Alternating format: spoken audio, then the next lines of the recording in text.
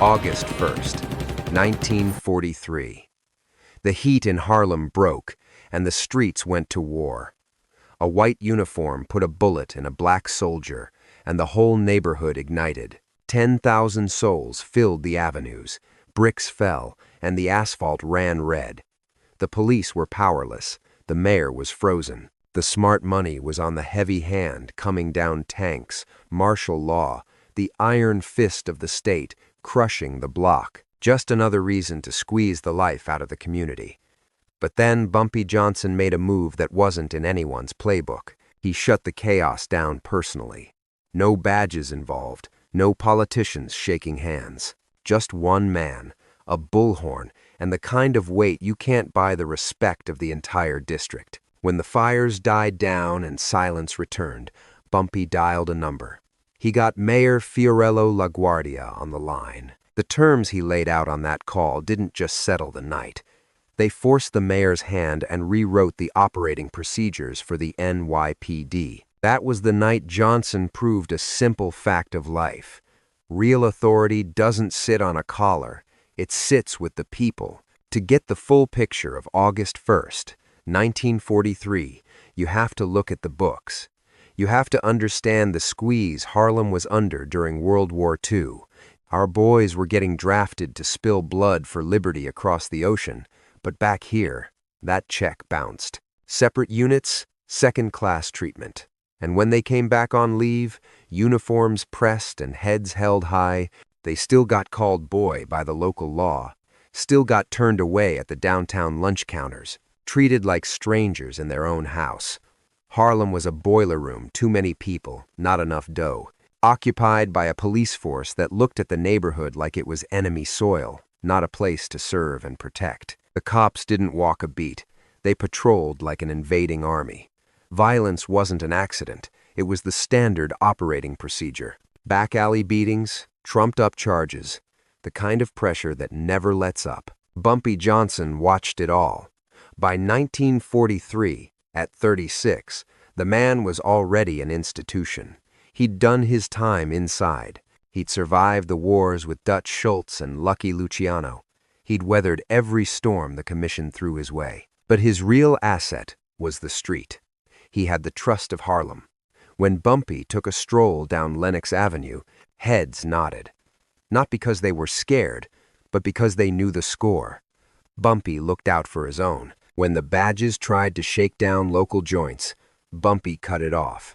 When landlords tried to put families on the curb, Bumpy collected the rent from their hides. He ran Harlem without a title, and nobody questioned it. But even Johnson didn't see this storm coming. August 1st, 1943, 7:30 p.m., the Braddock Hotel, 126th Street. Robert Bandy, a soldier, 26. Back from the front, standing in the lobby in his U.S. Army greens, he hears a ruckus. Officer James Collins is putting the clamps on a lady, Margie Polite. Disorderly conduct, they said. The beef? She had words with the manager about the bill. Collins was heavy-handed, twisting her arm, hurting her. She screamed. Robert Bandy, a man who spent a year fighting tyrants in Europe, wasn't about to watch a woman get mauled by the guy, paid to keep her safe. He stepped up. "Ease up. You're hurting her." Collins turned, saw the uniform, didn't give a damn. "Mind your business, boy." Bandy stood tall. "I'm no boy. I'm a soldier." The stories vary on the details, but the bottom line is the same. Collins pulled his piece and put a slug in Robert Bandy's shoulder. Shot a man in uniform. In a public lobby, with witnesses watching. Bandy went down, blood soaking the army wool. Collins called for backup, claimed Bandy jumped him. A lie, but in this business, the truth is often the first casualty. 20 minutes later, the news hit the streets like gasoline. They shot a soldier. They gunned down one of our own. By 8 o'clock, the sidewalk outside the Braddock was packed. 50 turned to 100, 100 turned to 500. By 9, it wasn't a crowd. It was a force of nature, and it was moving. The spark at the Braddock set the whole borough on fire. Years of eating dirt, years of disrespect, years of a raw deal. The bill came due all at once. Glass shattered. They left the black-owned spots alone. It was strictly business, but the white-owned stores, the operations that gouged the locals and charged double the rate, the places that wouldn't put a black man on the payroll, they burned. Police cruisers got flipped like toys. Any cop foolish enough to step into the mix got greeted with bricks and bottles. The department tried to hold the line, but the math was against them 50-1. By 10 p.m., the commissioner was on the horn to the mayor. We lost the street. Mayor La Guardia, the so-called progressive, had a decision to make. Send in the heavy squad to break heads, or call in the National Guard to lock it down. Blood was going to spill one way or another. Mayor made the call, sent in the guard, gave them 90 minutes to get their gear together. But La Guardia missed the angle entirely. Harlem wasn't tearing up the streets because they were a bunch of crooks. They were doing it out of exhaustion. Plain and simple. Tired of catching lead. Tired of being invisible. Sick of watching their sons ship off to fight for a flag that looked at them like the opposition back home. Then Bumpy Johnson steps into the frame. 11:15 at night, he walks out of Small's Paradise, his spot on 135th. Outside, the air was thick smoke, flames, and a whole lot of racket. Folks scattering every which way, sirens screaming. No discipline here, just raw hurt, lashing out the only way it could. His crew tightens the circle around him. "Boss, we gotta move you. The guard is en route." Bumpy surveyed the wreckage, watched his own neighbors torching the block, eyed the riot squad in their armor, just itching for a reason to squeeze the trigger. He calls it, "Get me a bullhorn." Say again, "A bullhorn," and a set of wheels. 5 minutes flat. Bumpy is planted on the hood of a Cadillac, parked dead center at 125th and Lenox. The pulse of Harlem, right in the eye of the storm. Driver lays on the horn. One long, hard blast. Heads turn, eyes lock on the car, and the volume drops. Bumpy lifts the mic. "Listen up!" Voice slices through the madness. Solid, cool, in charge. The mob settles down. Not all the way. You could still hear glass shattering and fires roaring down the block. But the folks close by, they froze. Paid attention. I get the rage. I feel it too. They put a bullet in Robert Bandy for standing up for a lady like any man should. Cop who did it probably expects a commendation. Meanwhile, Robert is bleeding out in a hospital bed. I know. He holds the silence. Lets the weight of it land. But take a look around. Look what you're lighting up. Whose shops are these? Whose roofs? Yours. You're striking a match to your own backyard. Come morning, when the ash settles, who puts up the cash to fix it? Ain't gonna be the police.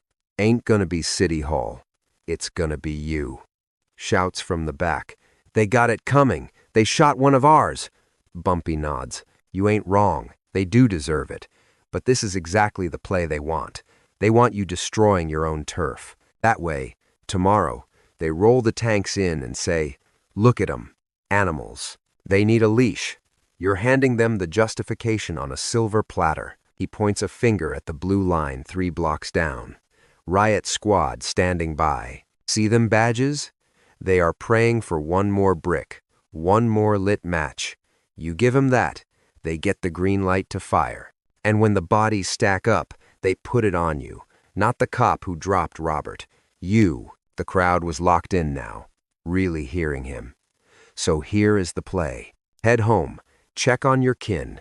Leave the heavy lifting to me. Voice from the back yells, "And what's your move?" Bumpy cracks a smile. Ice cold. I'm calling the mayor, and I'm telling him, if the cops who started this mess ain't gone by sunup, next time I ain't stopping the riot. I'm leading the charge. 8 minutes to midnight. Streets are emptying out, not 'cause the badges said so, 'cause Bumpy Johnson said so. Folks went inside. Flames got doused. By the time the guard trucks hit Harlem at 12 sharp, there was nothing left to crush. Show was over. The commander gets on the horn to the mayor. "Sir, It's under control. Don't make sense, but the block is clear. LaGuardia is at his desk, scratching his head. Phone buzzes. Mayor, line 1. Guy says he's Bumpy Johnson. LaGuardia froze. He knew the player. Every suit in New York knew the player. But Bumpy Johnson don't dial up City Hall. And City Hall pretends guys like Bumpy are ghosts. Connect him. Bumpy's voice hits the receiver. Smooth, almost cordial. Mr. Mayor, Bumpy Johnson here. We ain't met properly, but I figure you know the name. Mr. Johnson. I know the reputation. Good. Then you know I just handled your business, quashed a riot your boys couldn't contain. 10,000 souls out there, and I sent 'em packing. You're welcome. LaGuardia stiffens up. Don't remember asking for the favor. Didn't have to. See, unlike you, I live here. My people. I ain't letting 'em tear themselves down. Just 'cause your badges don't know how to act right. Officer Collins is suspended pending an inquiry. Suspended? Tone drops to 0. That ain't gonna fly. Excuse me? Here's how this plays out, Mr. Mayor. Collins. Done. Not suspended. Axed. Them and every other badge in that precinct who ever laid a hand on a black citizen for no reason. I got a list. 8 names. They go too. You don't give orders here. I ain't giving orders. I'm giving you the news. 'Cause here's the deal. I put a lid on this riot. But next time a flatfoot touches one of mine, I don't stop it. I supply it. You think tonight was rough? Tonight was me being polite. The line went dead quiet. You can't threaten the mayor of New York City. Bumpy let out a dry laugh. I ain't threatening you, Mr. Mayor. I'm giving you an out. You want quiet in Harlem? You want your boys walking the beat without catching a brick in the teeth? Then you clean house. You toss the bulls who think that shield is a license to crack black heads. You do that, and I give you my word, no more riots. You don't? Next time I don't make a call. I make a move, and you'll have a war on your hands. LaGuardia sat in his office, staring at the receiver. He knew Bumpy had him. He knew Collins was crooked. He knew half that precinct was on the take. But firing cops, especially white ones, 'cause a black gangster said so, that's political suicide. But so is another riot. I'll see what I can do. You got 72 hours, Mr. Mayor. After that, whatever happens, happens. Click. August 4th, 1943. 3 days later, the New York Times ran a little blurb on page 7. 8 NYPD officers kicked to the curb after an internal look. No details, no names, just gone. Officer James Collins got the boot and caught an assault charge. The charges didn't stick, but he never wore the tin again. The people of Harlem knew who pulled the strings. Wasn't the mayor, wasn't the commissioner. It was Bumpy Johnson. LaGuardia never breathed a word about that call, but for the rest of his time in office, he walked on eggshells when it came to Harlem and his police. Because he learned something that night. Bumpy Johnson carried more weight on those streets than any politician, and that weight came from respect, from loyalty, from being the one guy standing between the neighborhood and the machine trying to grind it down. Years later, in 1965, when Malcolm X got hit, the NYPD asked Bumpy Johnson to keep a lid on things. They didn't call the mayor. They called Bumpy, 'cause they knew who the real boss of Harlem was. Bumpy Johnson passed in 1968. At his funeral, thousands filled the streets, not 'cause he was a gangster, but 'cause he looked out for his own. A man who knew sometimes the only way to stop the bleeding is to stand right in the middle of it and say, enough. August 1st, 1943. Bumpy Johnson shut down a riot by refusing to let his people tear themselves apart, and then he made the biggest man in New York answer for the mess his cops made. That ain't just power. That's a legacy. If this story about Bumpy stopping a war with just his voice hit home, hit that subscribe button. We're telling the real stories of the man who watched over Harlem, the moments that made him a legend. Drop a like if you think Bumpy Johnson held more cards than the mayor. Tell me in the comments, would you have the stones to make that call? More stories coming down the pipe. Don't miss it.